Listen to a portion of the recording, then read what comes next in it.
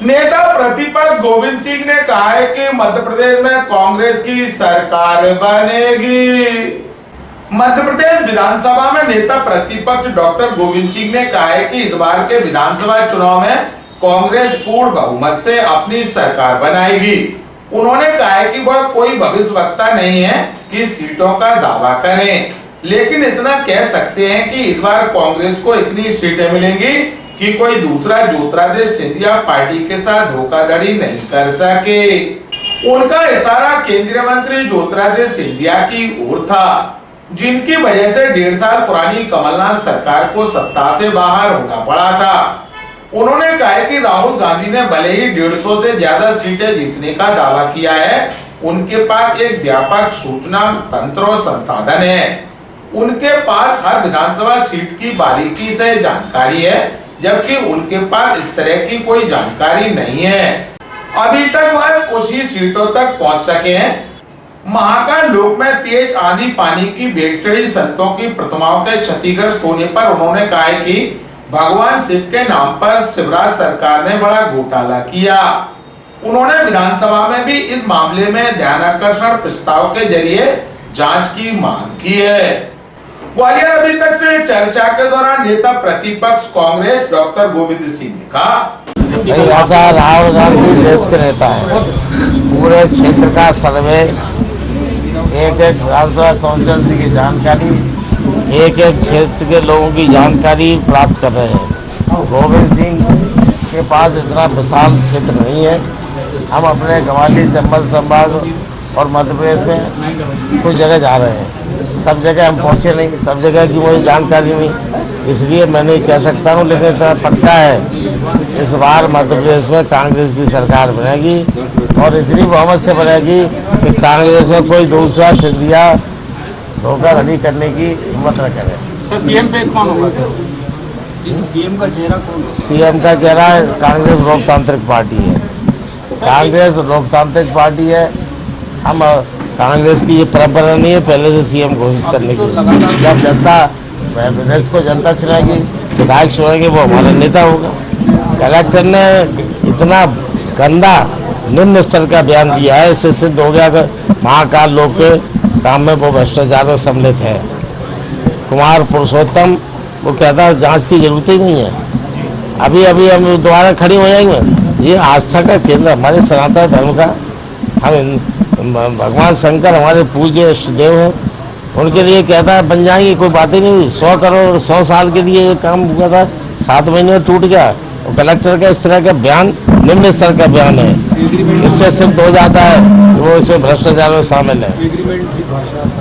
Agreement की भाषा मध्य प्रदेश के इतिहास में पहला काम है। गुजरात की कंपनी गुजरात में यहाँ एग्रीमेंट करेगी, ऐसा अनुबंध कर रही ताकि मध्य प्रदेश को समझ नहीं पाए क्या लगा इसमें घोटाला करने के लिए। आइटम बढ़ा दे। यहाँ के कलेक्टर को, उज्जैन कलेक्टर गुजराती आती है, पढ़ के बता जरा, और उसने एग्रीमेंट करवा दिया। क्या देख रहा कलेक्टर, क्या देख रहे हैं शिवराज सिंह?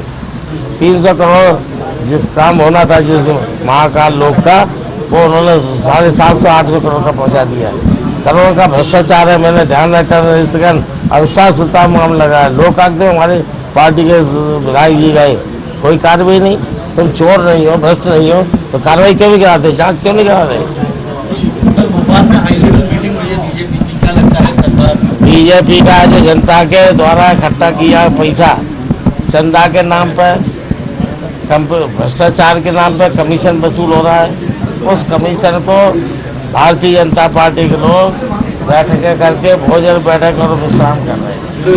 वहीं प्रदेश के ऊर्जा मंत्री प्रद्युमन सिंह तोमर ने दावा किया है कि 150 से ज्यादा सीटें तो भाजपा विधानसभा चुनाव में जीत कर आएगी। उन्होंने राहुल गांधी के इंटरनल सर्वे के बाद दिए गए 150 सीटों के जीतने के दावे की घोषणा पर कहा है कि सपने देखने में कोई बुराई नहीं। लोगों को अच्छी तरह पता है कि 2018 के चुनाव में पूर्व मुख्यमंत्री कमलनाथ ने वृद्धावस्था, विधवा पेंशन सहित बेरोजगारी भत्ता देने के बड़े बड़े वादे किए थे, लेकिन 1.5 साल के शासनकाल में उन्होंने कुछ नहीं किया। भाजपा लोगों के विकास के लिए काम करती है, उसका एजेंडा विकास है। ग्वालियर अभी तक से चर्चा के दौरान ऊर्जा मंत्री प्रद्युमन सिंह तोमर ने कहा, हसीन सपने देखने से किसी ने नहीं रोका है। भारतीय जनता पार्टी जनता की और राष्ट्र के विकास के लिए काम करती है। वो विकास एजेंडा है, राष्ट्र उत्थान एजेंडा है। हम उसमें विश्वास करते हैं, लोगों के साथ संवाद करते हैं। कांग्रेस लोगों को भरमाने का काम करती है, गुमराह का काम करती है। आप देखिए आज कह रहे हैं वो 1500 रुपए लाडली बहना को देंगे। घोषणा की थी 2018 में कमलनाथ जी ने कि हम 1000 रुपए वृद्धा पेंशन विधवा पेंशन देंगे। वो दी क्या? नहीं दी।